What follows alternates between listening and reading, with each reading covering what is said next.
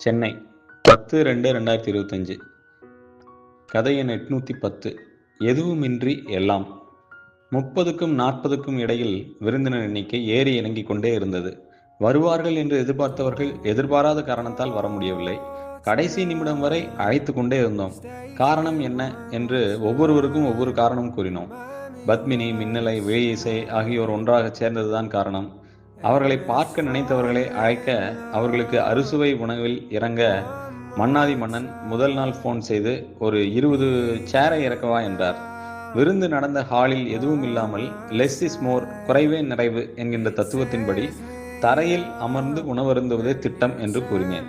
விவேகண்ணன், அருமை, எதுவுமில்லாமல் இருப்பது எல்லாம் இருப்பது போல் இருக்கிறது, நம் வீட்டிலும் குறைப்போம் என்று அண்ணியிடம் சொன்னார். மயில் மாமா 11 மணிக்கு போன் செய்து ஒரு சின்ன ஆக்சிடென்ட் என்றாப்ல.